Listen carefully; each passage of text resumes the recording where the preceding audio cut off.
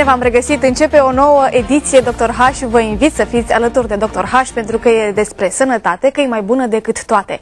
Avem și astăzi oameni frumoși, oameni deștepți, pregătiți să ne ajute, să ne învețe să trăim sănătos. Avem și cuvântul cheie și premii, așa că încă o dată aveți toate premiile să fiți în fața micului ecran acum pe TVH. Despre educație. Punctăm acest aspect foarte important la început de emisiune, pentru că în zilele noastre avem nevoie de exemple și de oameni care să ne ajute să trăim cât mai eficient, simplu, frumos, ușor și bine. Există o vorbă românească tare bună care sună cam așa: omul înțelept își cumpără vara sanie și iarna căruță. Așa e și în sănătate. Mulțumesc tare mult pentru prezență, profesor Ștefan Ignătescu. Mulțumesc pentru că m-ați chemat și în seara aceasta. O vorbă care se aplică perfect în ceea ce înseamnă prevenție pentru sănătate, la care ar trebui să luăm aminte de cât mai multe ori pe zi și nu așa în derâdere, da? Da, într-adevăr, este un aspect foarte important pe care, la care foarte puțină lume se gândește, din păcate, în ziua de astăzi. Aici mă refer în primul rând la prevenția sau profilaxia prin kinetoterapie, prin gimnastică medicală. De foarte multe ori se întâmplă ca persoane care sunt în anumite situații care nu regenerează neapărat neplăceri din punct de vedere al posturii sau dureri foarte mari, evită să se ducă și să înceapă un program profilactic datorită lipsei de timp, invocă, sau a faptului că nu își permit și așa mai departe. Sau poate pentru că nu conștientizează importanța acestui domeniu. Acest lucru cu siguranță se întâmplă în primul rând datorită acestui fapt, pentru că întotdeauna există niște priorități în viață. Da. Eu sunt convins că nu putem să facem tot timpul tot ce dorim și să ne achiziționăm tot ce dorim, dar trebuie să învățăm să alegem la momentul potrivit pentru o perioadă măcar ceea ce trebuie. Bun, ce se întâmplă cu pacienții pe care tu îi întâlnești în viața ta de zi cu zi? Ai foarte mulți, ai cazuri probabil care te uimesc la propriu și la figurat într-un sens bun, dar poate din potrivă există persoane care, deși au toată informația, au tot sprijinul medicilor, nu iau decizia potrivită la momentul potrivit, pentru că există o situație, există un moment în care dacă nu ai hotărât în sensul pozitiv pentru tine, pe termen lung rezultatele nu se îmbunătățesc, din potrivă. Hai să vorbim cât mai aplicat și luăm în calcul costurile despre care tu aminteai. Da, aș dori în primul rând să încep prin a nu da o vină pacienților, ci prin a ne uita puțin practic la ce se întâmplă din punct de vedere al mijloacelor informative. În acest sens, pentru că aici este vorba de educație, da? Este o diferență mare în mentalitate, între mentalitatea pacienților încă din România, de cele mai multe ori, și a celor din Occident.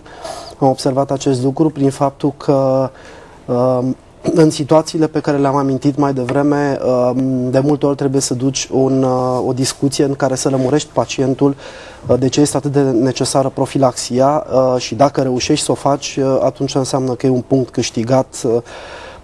Uneori nu reușești, el nu crede în acest lucru, așteaptă până când se face prea târziu, până când ajunge practic să se opereze și atunci evident că și costurile sunt mult mai mari. Dacă stăm să facem o paralelă, o analiză, da, și să le cântărim puțin, ar trebui să ne gândim la faptul că un program profilactic aplicat de câteva ori pe săptămână și început la momentul potrivit, evident că este mult mai puțin costisitor decât ceea ce înseamnă o intervenție chirurgicală și din punct de vedere financiar chiar, dar și prin faptul că și stând o perioadă în convalescență, în concediu medical, salariul este incomplet, doar 70%, și adunându-le pe toate, inclusiv starea de sănătate, plus faptul că ulterior va trebui oricum să înceapă un program de gimnastică profilactic, pentru un alt tip de profilaxie, dar ca să nu se întâmple din nou. Deci ajunge în același punct și în final costurile sunt mai mari și bineînțeles și starea de sănătate este alta. Sigur că da. Este o formă de a educa oamenii, da? Este o formă de a conștientiza faptul că sănătatea nu înseamnă să ajungi pe patul de spital într-o stare de post-operator, da? Absolut. E important să ajungi chiar pe patul de spital, însă în recuperare sau dacă nu, în prevenție. Cel mai important sau cel mai bun lucru ar fi ca în momentul în care încep să apară niște dureri, mai ales cele legate de postură, știu, poziționale, de scaun, persoane care lucrează foarte mult în corporații, în programare, stau nemișcați ore întregi pe zi și persoane care cad în latura cealaltă și care fac foarte mult efort fizic, care cară. Deci toate aceste aspecte reprezintă practic un dezechilibru din punct de vedere muscular și al încărcării. Și atunci, la un moment dat, pot să apară niște dureri, niște probleme care sunt, în principal, inițial, probleme legate de postură, dureri de postură, care în timp însă se amplifică. Da, și duc la ce? Și duc în final la o deteriorare a cartilajelor, a discurilor, eventual intervertebrale și ulterior, bineînțeles, la operație, dacă continuă cu același program. Este bine de evidențiat acest lucru, pentru că eu cred că un rol foarte important ar putea să le aibă și mijloacele de informare prin televiziune și radio. Presă. Am văzut deseori că apar tot felul de mijloace de informare vis-a-vis de medicații, unde scrie că să vă întrebați medicul sau farmacistul în situații. Ar trebui la fel poate să apară și din punctul acesta de vedere, în sensul că, nu știu, o gimnastică medicală preventivă vă scutește de asta pentru că vezi foarte mulți tineri care nu au o postură sănătoasă, da, sunt cu umerii adunați, se plâng de dureri de spate și totuși nu fac nimic pentru a schimba starea acesta. Pentru că ai spus, ba nu e timp, ba banii vreau să-i direcționez într-un alt scop și ajungem la o vârstă de 40 de ani, o vârstă formidabilă, da, când ar trebui să fim în floarea vârstei, a puterii, să nu fim, de fapt.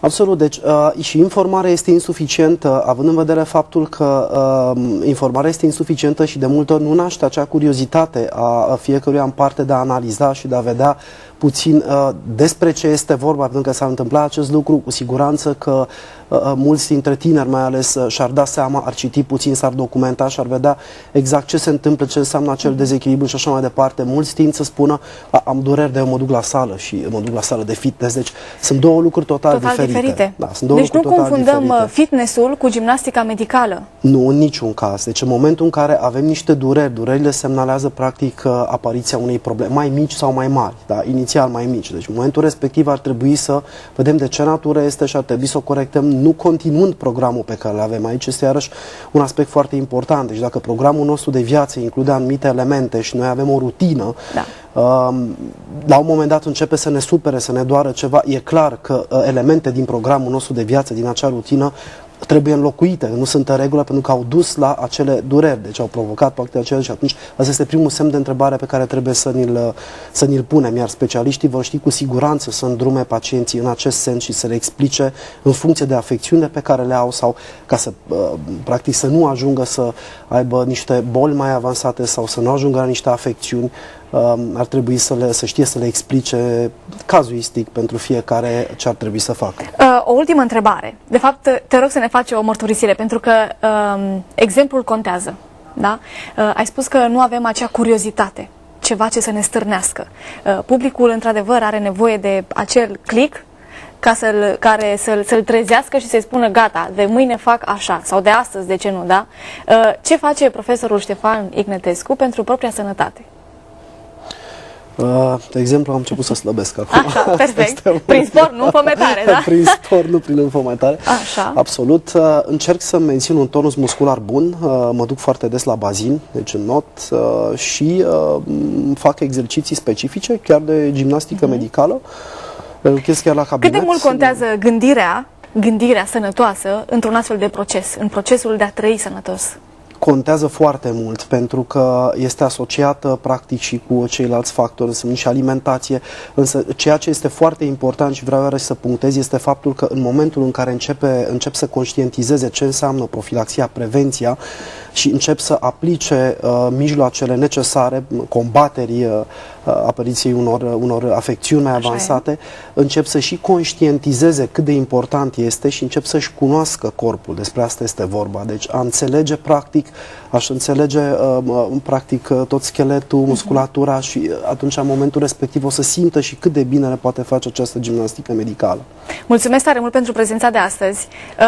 Îmi plac oamenii care vin și ne spun așa, nu doar teorii, ci din propriul exemplu vin și ne dau sfaturi utile pentru a noastră sănătate. Nu vorbim din cărți, nu vorbim despre cât de bine taie bisturiu sau mai știu eu ce, ci cât de bine e să fii informat, să fii informat corect și mai apoi să iei și atitudine, că schimbarea nu vine așa de la sine, ci vine din propria noastră putere, nu? Sigur. Mulțumesc tare mult! Dragii mei, Dr. H merge mai departe, vă invit să rămâneți alături de noi. Lucruri utile pentru sănătate, puneți preț pe ea și schimbarea vine din voi, doar în voi stă, nu știu, strălucirea, da? Bucuria fiecărei zile. Apropo de bucurie, bucuria de a trăi în și cu Dumnezeu nu este o carte religioasă, veți vedea dacă sunteți curioși să o aflați, rețineți cuvântul cheie și îl trimiteți pe adresa de e-mail sau pe pagina de Facebook. Psiholog Niculina Gheorghiță semnează această carte, vă îndemn să o câștigați și mai apoi să o și citiți și să aplicați. Revenim la Dr. H.